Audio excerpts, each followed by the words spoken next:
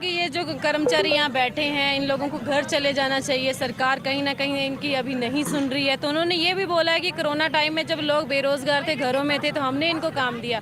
तो क्या लगता है कि प्रशासन का भी इसमें कोई रोल था या इस तरह की बयानबाजी कर रहे हैं? देखिए, ये अंधरगल टाइप की बयानबाजी है। अगर मतलब जो प्रशासन ब्यूरोक्रेसी के लोग यदि कह रहे हैं और कुछ से एक मंत्रियों के भी इस तरीके के बयान आए हैं, आपका सवाल सही है कि इनको घर चले जाना चाहिए या आंदोलन समाप्त कर देना चाहिए, उसके बाद वार्ता स्टार्ट होगी। तो भारत के इतिहास में कौन सा आंदोलन ऐसा रहा है, चाहे वो अंग्रेज़ों का इतिहास उठा के देख लीजिए, वार्ता जब भी हुई है तो साथ साथ हुई है, आंदोलन चलते वक्त वार्ता हुई है।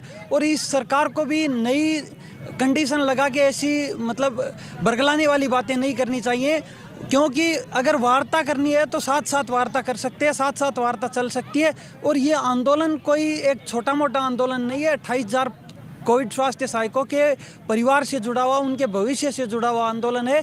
तो ये किसी भी शर्त पे समाप्त होने वाला नहीं है। और ये अगर सरकार ये सोच रही है कि इनको भगाने का काम करेंगे या फिर बरगला के इनको निकाल देंगे, तो ये उनको मन से भ्रम निकाल देना चाहिए। हम यदि जाएंगे तो यहाँ से नौकरी लेके जाएंगे। किसी भी तरीके के किसी भी हद तक हमें जाना पड़ा, हम कितने भी दिन यहाँ पे बैठना पड़ा, हम बैठे रहेंगे। हम अपनी नौकरी लेके यहाँ से निकलेंगे। अगर इस तरह प्रशासन जिस तरह से आपके 32 लोगों को जिस तरह से उन्होंने 151 में बंद किया, कोई और मुकदमे लगा के बंद किया जा सकता है, प्रशासन डराने का काम भी कर रहा है, तो क्या लगता है कि आपका धरना समाप्त हो सकता है? देखिए, अगर ये जो चीज़ें कल प्रशासन का जो रवैया था हमारे प्रति कल पिछले 3 दिन से, वो बहुत ही गलत रवैया था। हम कुछ नहीं कर रहे थे। हमारा जो खेमचंद साथी जो सुसाइड कर लिया, डिप्रेशन में आके अपनी जान गंवा दी, तो उसके लिए हम सरकार को चेताना चाहते थे। सरकार ने कहा था कि 30 तारीख को जन सुनवाई है, और जन सुनवाई में हम गए थे। और भारत का जो हम संविधान उठा के देखते हैं, अनुच्छेद 14 से लेके 32 तक यही उल्लेख है कि राइट टू फ्रीडम, स्वतंत्रता का अधिकार है। आप अगर किसी से असहमत हो तो आप उसके घर के आगे जाके प्रदर्शन कर सकते हो, मर्यादित भाषा में भाषण दे सकते हो, मर्यादित नारे लगा सकते हो, और वही हम कर रहे थे। उसी के तहत अगर सरकार ये मानती है कि वो मतलब हम गलत कर रहे थे, तो वो प्रूफ साबित करे।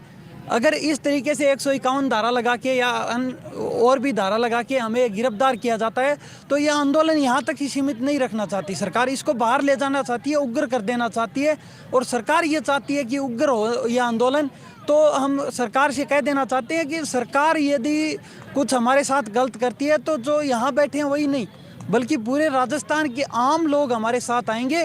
और 12 तारीख को जो हमने यहाँ पे एक ट्रेलर दिखाया था, वो पिक्चर में रिलीज होकर राजस्थान की विधानसभा का जो मानसून सत्र है, उसको हम घेरने का काम भी कर सकते हैं। तो सरकार अगर रवैया कड़क अपनाती है तो हमारा भी रवैया फिर नरम नहीं होगा, हमारा भी रवैया कड़क होगा।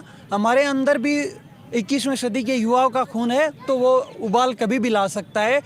तो यही कहूँगा कि सरकार को दरिया में नहाने की ज़रूरत क्या थी, सरकार को दरिया में नहाने की ज़रूरत क्या थी, आग पानी में लगाने की ज़रूरत क्या थी। अरे युवाओं में भी होता है दुश्मनी का चलन, गहलोत जी को हमसे टकराने की ज़रूरत क्या थी।